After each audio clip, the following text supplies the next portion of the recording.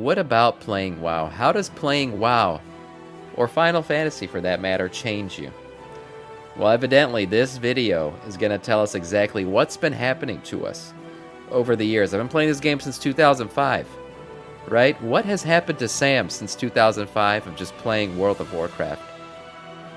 Play a total of 3 hours of Overwatch. Show us your slash played. Oh, and WoW? Oh, I'll show you guys. Yeah, I'll show you guys for sure. But, let's see. Let's see what this is about. What has happened to me? Yeah, I'll show you slash played as soon as I get into the game. Here we go. The MMO player is elusive as they are majestic. There are times where we thought that they may have gone extinct. Oh my god, I remember this video where the guy shoves the remote up his ass. Oh my god. Not unlike the pygmy blue-tailed skink, they are rarely seen leaving their burrows. True. Only sticking their head out of their dwellings when in need of food. The MMO player often lines their dwellings with waste to scare off potential predators. In rare occasions, the MMO player can be found in herds, migrating to conventions. Look at the running technique. Hold on. What is going on here? Who taught these people how to run? Wow, that's some horrible. I mean, Usain Bolt would be disappointed. Look at that. Look at that. In hopes of finding a mate or their next yearly shirt. Yearly the MMO shirt. player, while reclusive, are prone to irrational behavior.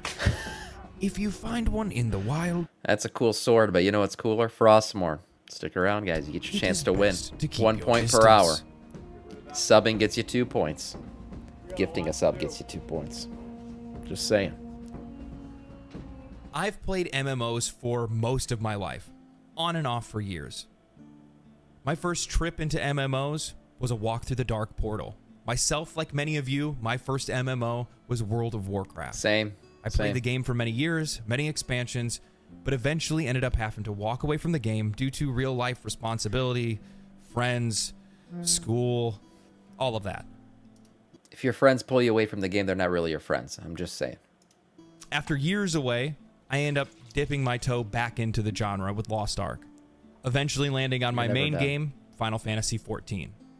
But after years spent away from playing MMOs, there was always this draw to come back and play them. Once you try, I resisted you will with all be my the might. same.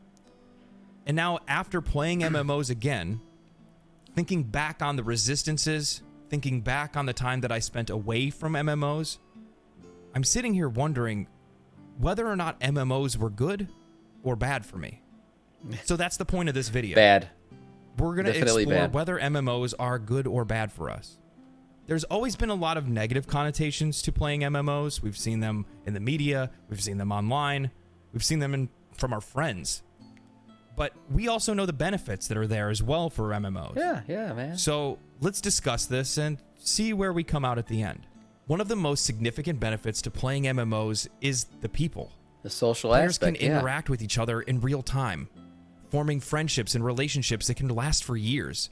I mean, some of my best friends are those that I've made through playing video games.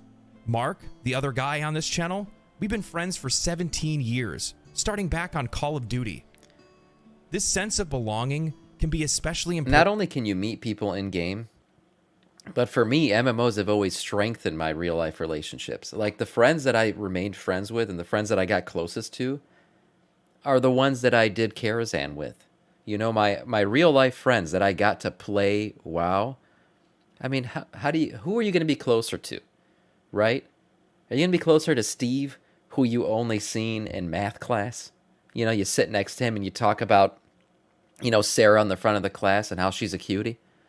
Or are you going to be closer to Mo, who you ventured into the Dead Mines with, who you fought off the Scarlet Monastery with, who you cut off Onyxia's head with?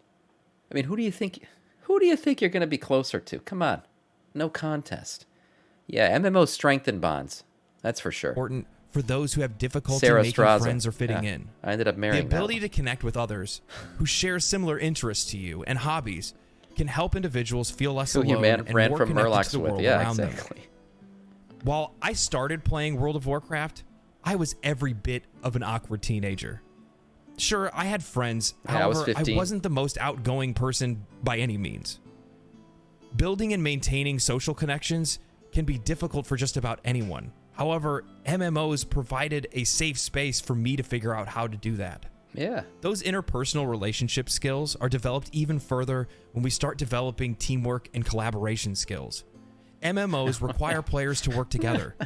Whether it's defeating bosses, taking down raids, taking down dungeons, completing quests together, and overcoming any other type of challenge, this really helps people develop important teamwork and collaboration skills, as well as even networking skills, which can be really valuable in real-life situations. I would imagine... You know what else WoW really helped me with? Typing skills. Right? Like, you got to remember, computers were very, I was born in 1990. We were not born with keyboards in our hands back then. Right? So I was learning how to type at that time. And I swear to you, better than any typing class that I took in school, World of Warcraft taught me how to type. I didn't learn how to type without looking until I started playing WoW, because you can't look down when you're running Karazhan. You got to just learn how to type. Yeah, so my typing skills were developed in this Most game. gamers are probably not making this correlation. Typing off the edge. If you've ever I used English in for school a when I was in young. Final Fantasy XIV, or there you interviewed go. for a raid position in World of Warcraft, you've already started to develop those interpersonal connection skills as well as those networking skills that are necessary chat for room you and to be AOL, able to find a job. Once you know how to present yourself, how to present proper information of how qualified you are, that's the same thing that you're doing in both situations. There are a ton of other social benefits to playing an MMO. If you think about it, where else can you meet such a variety of people from different cultures? Yeah, it's funny that people who play MMOs, the society has a view of people who play MMOs as being antisocial, when in fact they are the most social games you can play. It's like an oxymoron or something. It doesn't make sense. You're playing a massive multiplayer game, but you're considered to be antisocial. But then the bro who drinks Mountain Dew and plays Call of Duty, he's social. Cultural awareness and empathy is something that just kind of naturally happens. No shot when against playing Call of an Duty MMO. players. I'm just saying. You have to think about Society just how looks at them diverse as these two different communities things. are. People from different backgrounds in all different places around the world. Interacting with these people can really help you understand them and empathize with them. The hell is that? As we all have the same interests and we all love the same things. MMOs are also great at fostering creativity and self-expression. Sam just lost his cod. Many MMOs provide us with a large range of customization options. Massive Sadly COD enough, most of them through a store. However, still, we can make ourselves appear how exactly we want to. We can pick the kind of class that we want to play. We can pick the way that our gear looks. You can be a cat This allows players to be able to express themselves, their individuality, in a virtual setting. Where some people may not be a leader or a top performer in sports or the workplace, they might find themselves uninhibited in this virtual world, realizing a potential that they may have never saw in themselves to begin with. Sometimes the success in a game can very well lead to confidence in real-life endeavors. Definitely. Providing a sense of... I certainly think being a raid leader can build confidence. I never raid led before I started streaming. Never. And because I didn't think I was capable of it, I was like, man, that's too hard. I got to know the fights. I got to know what I'm doing. I got to tank maybe. And then I just did it. And I was shocked that I was like, look at that. I can lead a raid to wipe 36 times on Razageth. I can do it. I can. And I proved it to myself. And it does build confidence.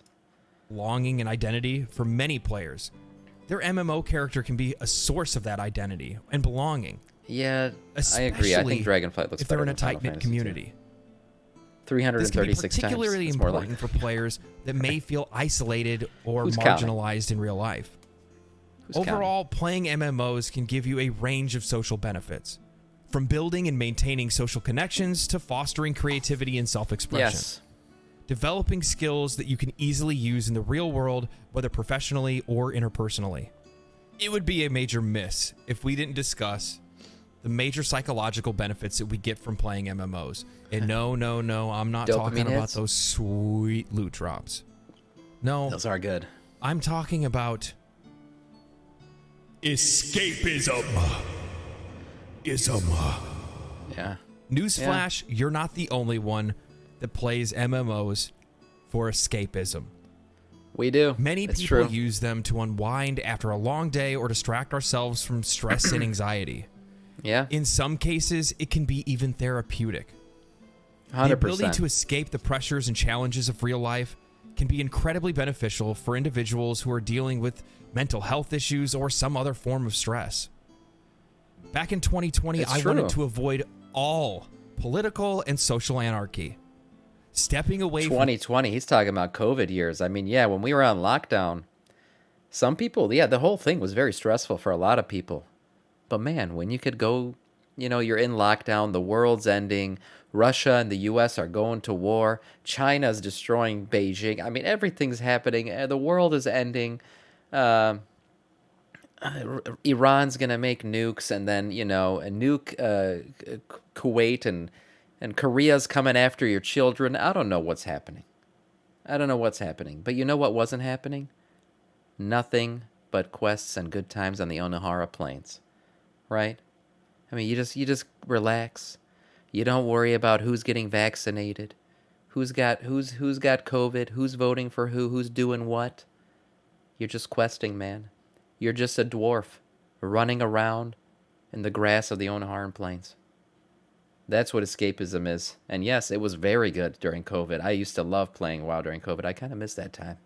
Kind of do. social media, the news, and just about anything related Jewish to the space world at laser. the time. Yeah, sure. It was exactly what I needed to keep myself sane. The good old days Whether it's before for reasons Balloon like Gate, yeah. mine or for personal reasons, taking a break from real life goes a long way to Yeah, relieving stress. Now, Relieving stress and fighting depression, as Railgun said. Yeah, 100%. It does stop. while It does help with depression. I believe it's more of the social and the psychological benefits that are the positive sides of MMOs. We can't also ignore the potential you get benefits sober, of yeah. just learning how to do basic problem solving. MMOs, in a sense, can be educational. Tundra, And this I kind feel of that goes way back too. to what I was talking about earlier. Teaching players new skills and providing them opportunities to use problem solving and critical thinking. Many MMOs require players to work together to complete difficult objectives, Right. which can be helpful for individuals developing teamwork and communication skills. Additionally, these games often require strategic thinking and planning, which can help improve cognitive function and problem-solving abilities. It's true. MMOs I have said this before to people. I mean, again, I'm not taking shots at anybody, but other games do not require the kind of mental fortitude that a game like WoW does. I've said it. My wife has been like, why doesn't everybody play World of Warcraft? I'm like, because everybody can't play World of Warcraft, okay? That's why. That shit takes thinking. Yeah, anybody can get on a game and just use a gun and reload and shoot and try to get headshots.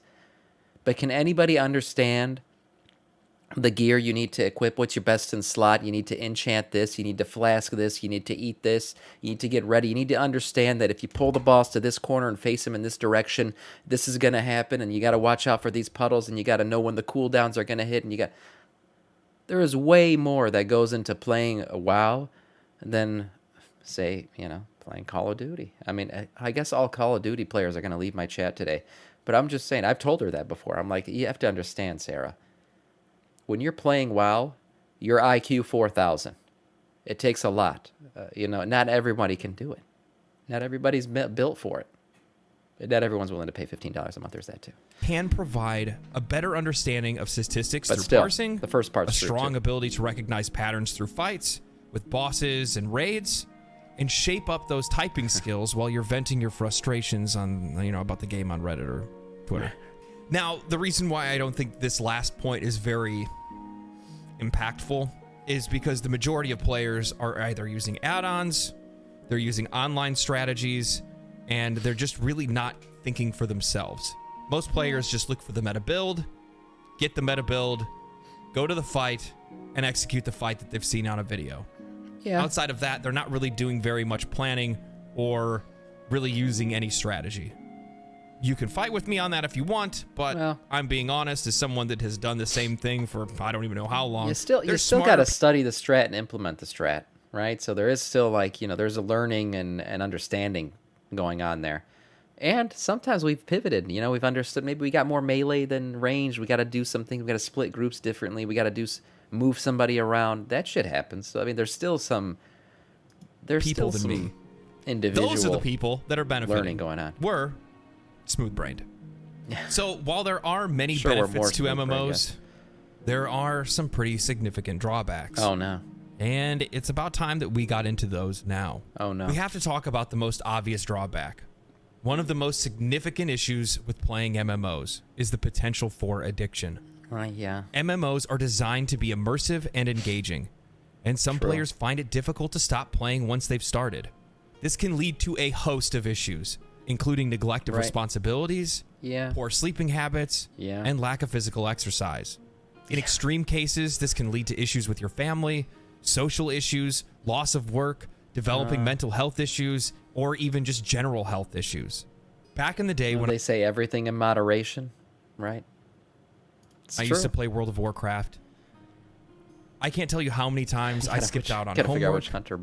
going to high school and college events, hanging out with friends, applying for jobs, Sure. and even spending time with my family. World of Warcraft provides... Yeah, I mean, there are those things. Yes, I mean, like I said, everything in moderation. Was I social in high school? Yeah, I was. But were there times where I didn't go out because we were raiding Karazhan that night? Maybe. Maybe. One time my mom did ask me, she was like, she literally told me, she was like, don't you want to like go out with girls or something? It's Saturday night. And I told her, I was like, Mom, there's like 30 people online right now that I got to run this raid with. I think 40, whatever it was at the time. I was like, I got to do this raid, Mom. This is like a thing where you got to get a bunch of people together and you can't do this by yourself. And we all plan to be together at this time. And it's cool. It's like it's an old house that a wizard built. And we're going to go in there and we're going to kill dragons and kill the wizard probably and do a bunch of cool stuff. And I'm going to get stronger. I'm going to get loot. She was like, okay, do that this Saturday, but don't do that every Saturday. And I told her, okay, I won't do it every Saturday. I did it a lot of the Saturdays. That's the truth. I did me an escape. But shit, I had fun, and I still went out. In moderation. Slight moderation. From all sorts of responsibilities. Now, I don't blame World of Warcraft for the mistakes that I made. I don't blame World of Warcraft for the first time that I dropped out of college. Money, true. I blame myself. I have to take personal responsibility for that. However, I didn't drop out of college. And I always took that very seriously. I'm not going to lie. I was raised to like, Sam, you got to cut back on the game if it's affecting college. And I did. During Cataclysm, I was an undergrad and it was a bit harder to play. Yes, of course. And obviously, you guys know I went to law school, all that stuff. Like, those things happened. The game didn't affect that, but did I play the game during those times? Yeah, maybe. MMOs are designed I played Legion to be in law school a lot and keep you hooked. Ran a lot of Mythic Plus. If you're not strong enough to differentiate which responsibilities you have that are more important, she was like, "Oh my, am I getting ones or your video game ones?" That's True. on you. Another major drawback to MMOs is that they can be a breeding ground for toxic behavior.